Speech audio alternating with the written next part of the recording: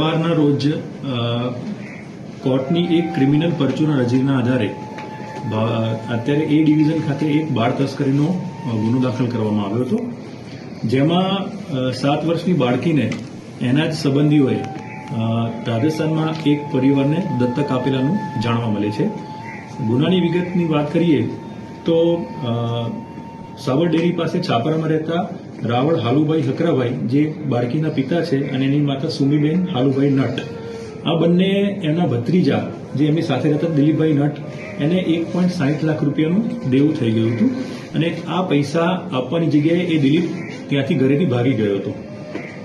5 માસ અગાઉ આમનો જ ભત્રીજો અર્જુન વિજયભાઈ નટ એ આ માતા પિતા પાસે વાત લઈને આવે છે કે આપણી બાળકીને જો કોઈને દત્તક આપીશું તો 4 લાખ રૂપિયા જેવી માતબર રકમ મળશે.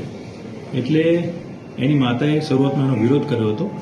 એના પિતાએ આ બાબતે સંમતિ દર્શાવી અને અર્જુન નટ, લખપતિ નટ જે ઇકો ગાડીનો ડ્રાઈવર છે, શ્રવણભાઈ નટ, શરીફાભાઈ નટ જે એના કુટુંબી છે, એ તમામ ભેગા થઈ રાજસ્થાનના અલોર ખાતે ઉમેદસિંહ નટને આ બાળકી 4 લાખ રૂપિયામાં એ દત્તક આપી હતી. એ 4 લાખ રૂપિયા એ આ લોકો લઈ અને સરખા ભાગે એમાં વહેંચણી કરી હતી. શરૂઆતમાં આ જે મામલો હતો એ 5 મહિના સુધી ક્યાંય બહાર ન આવ્યો, પરંતુ ધીમે ધીમે જ્યારે બાળકીએ શાળાએ જવાનું બંધ કર્યું ત્યારે શાળાના શિક્ષકે આ વસ્તુની નોંધ લીધી અને તેઓ એની પૂછપરછ કરતા એની માતા ગભરાઈ અને એની માતાએ પછી કોર્ટમાં અરજી કરાઈ અને આ સમગ્ર મામલામાં કુલ 6 આરોપી અમે ધ્યાનમાં લીધા છે, જેમાંથી 4ની ધરપકડ કરી છે, જેમાં બાળકીનો પિતા પણ બાળ તસ્કરીનો આરોપી છે. 4 આરોપી જે અમે ધરપકડ કરી છે એ સિવાયના જે 2 આરોપી, જેમાં જે રાજસ્થાનમાં ઉમેદસિંહ નટ જેને બાળકીને દત્તક લીધી હતી એ પણ આ ગુનામાં આરોપી છે, જેને પકડવાનું બાકી છે.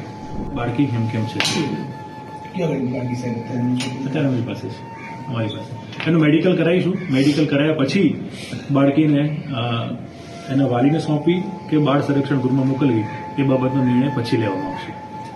જેને ખરીદી છે સાહેબ એને કયા મકસદથી લીધી છે?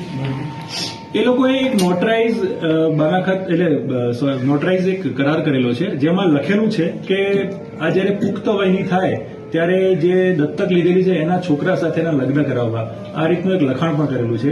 બાળકીને પૂછતા પ્રાથમિક બાળકીને પૂછતા ત્યારે કે તારી પાસે શું કામ કરાવતા, ત્યારે ઘરકામ કરાવતા હોવાનું એ પ્રાથમિક દ્રષ્ટિએ જાણવા મળે છે કે ઘરનું ઘરકામ, કચરા, વાસણ, પોતા બાળકી પાસે એ લોકો કરાવતા હતા. કયા પ્રકારના કલમો લાગશે? બાળ તસ્કરીના ગુનાની જે પણ કલમો છે, બીએનએસની કલમ જે નવા કાયદા પ્રમાણે 137/2, 143/4, 115/2, 351/3 અને 54 મુજબનો ગુનો એ લોકો વિરુદ્ધમાં દાખલ થશે. સાહેબ, કેટલા પૈસા હતા ટોટલ અને કેટલા લોકો વચ્ચે વેચાણ કરવાની હતી? 4 લાખ રૂપિયામાં બાળકીનો સોદો નક્કી થયો હતો, જેમાં 4 લાખ રૂપિયા એના પિતાએ લીધા હતા. પછી એ 4 લાખ રૂપિયામાંથી 1.60 લાખ રૂપિયાનું જે એના ભત્રીજા દિલીપનું જે દેવું થઈ ગયું હતું એના આપવામાં આવ્યા હતા. જેને આ સોદો કરાવ્યો અર્જુન નટ, એને 30,000 રૂપિયા આપવામાં આવ્યા હતા. 20,000 રૂપિયા ગાડીનું ભાડું, એ ઇકો ગાડીનું ભાડું આપવામાં આવ્યું હતું. આ રીતે પૈસાની વહેંચણી કરવામાં આવી હતી. આ આરોપી જે છે એ બાળકીનો પિતા, એને તમામ વસ્તુઓની ખબર હતી અને એને જ આ સોદો કરેલો હતો.